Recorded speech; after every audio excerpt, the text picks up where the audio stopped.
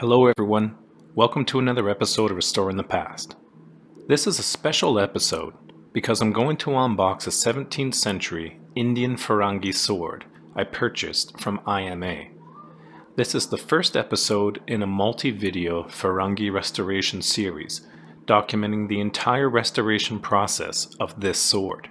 What makes this so special is that this is the last Firangi available for purchase that comes from the Royal Nepalese Armory located in the old palace of Lagan Siddhakana in Kathmandu, Nepal in 2003. Even more remarkable is that of the limited numbers of swords found at the palace, only about 10 were Firangi. This is based upon the inventory listed on the IMA website. So this piece could represent about 10% of all the Firangi housed in the Royal Armory. What we are about to see is a sword in as-found condition the day it left the Royal Palace. It is the last of its kind available to come directly from the source who discovered them, and the only place to see this type of unboxing on YouTube. So let's roll the intro and take a look at this remarkable piece of history. Let's go.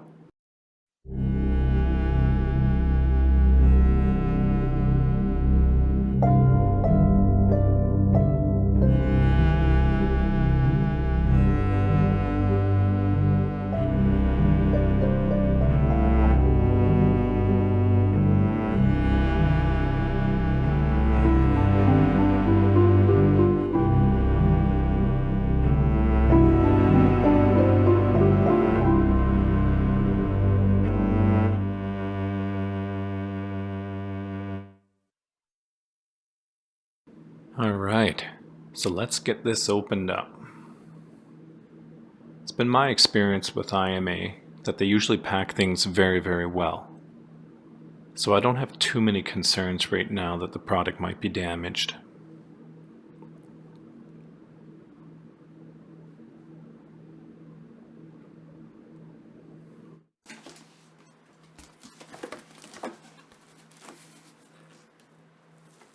Just going to take some scissors, make a few cuts here at the opening.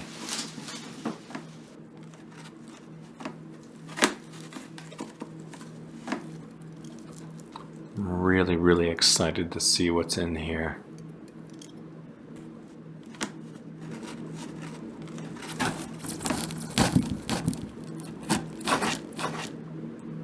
Alright, so let's take our first look inside here.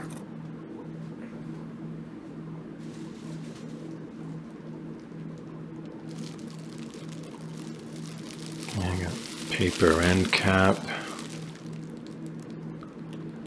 And there it is right there, inside of there. Perfect. We can all see that there. Alright, let's get it out. Yeah, really well packed. Liking the bubble wrap here.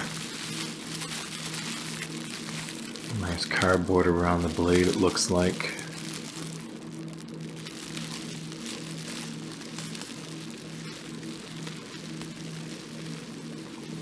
Perfect. Looks like it's in great shape here. I'm very pleased with this.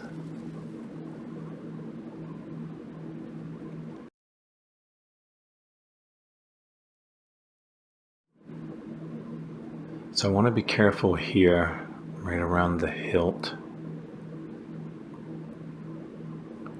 So as you can see, we're really well packed. Very happy with everything. Looks solid, doesn't look like any damage. It's traveled a long way to get to me. So I want to be careful here around the hilt.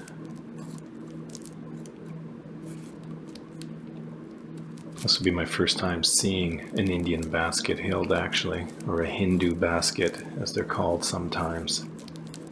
I'm really excited about that. I hope it fits my hand. I've had good luck so far. The talwar, it worked out, so hopefully this Firangi will be the same.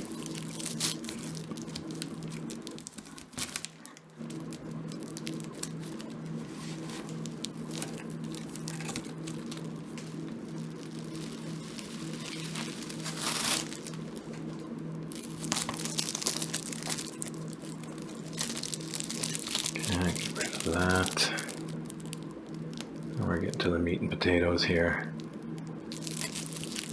Again, I just want to be very careful at this stage. I don't want to mark up the blade by accident, so I'm just doing some shallow cuts here, right around the hilt. And hopefully it will all come out.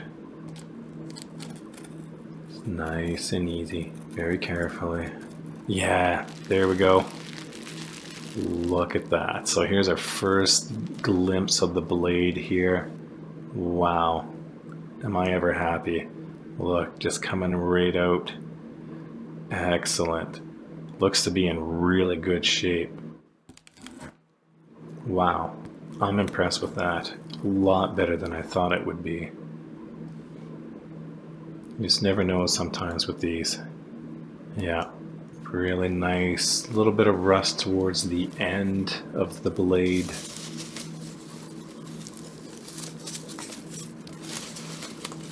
Does look like the blade's been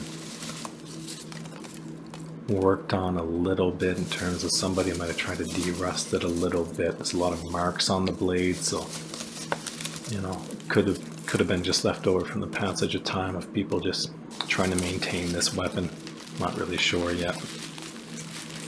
We'll try to get the hilt free here. This is really what I've been waiting for. I really want to see this. And this is a marked blade too, which is really, really nice. So we'll have to examine those markings later.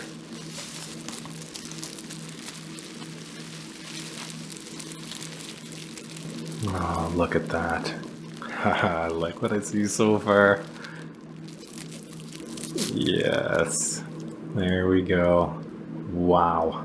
Wow, wow, wow. That's all I can say. I'm really speechless. This is amazing. Very, very pleased. IMA, thank you very, very much. And again, guys, I'm not affiliated with IMA in any way, but I'm very happy with this product.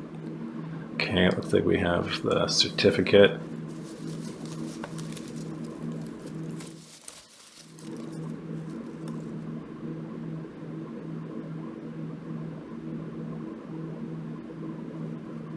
Return form. And that's it. Nothing left in the box.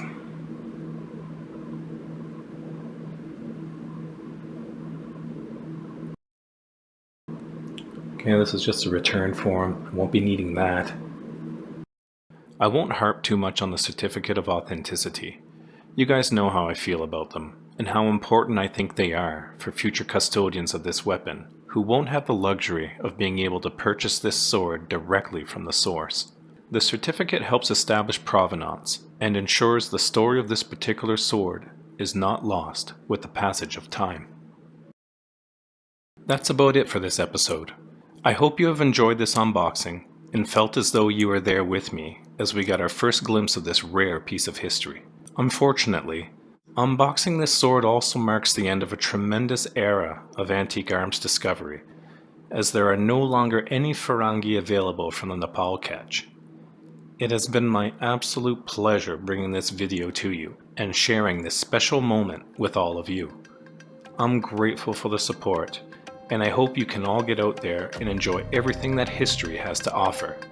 Stay tuned for future episodes documenting the step-by-step process of restoring and preserving this sword for the future.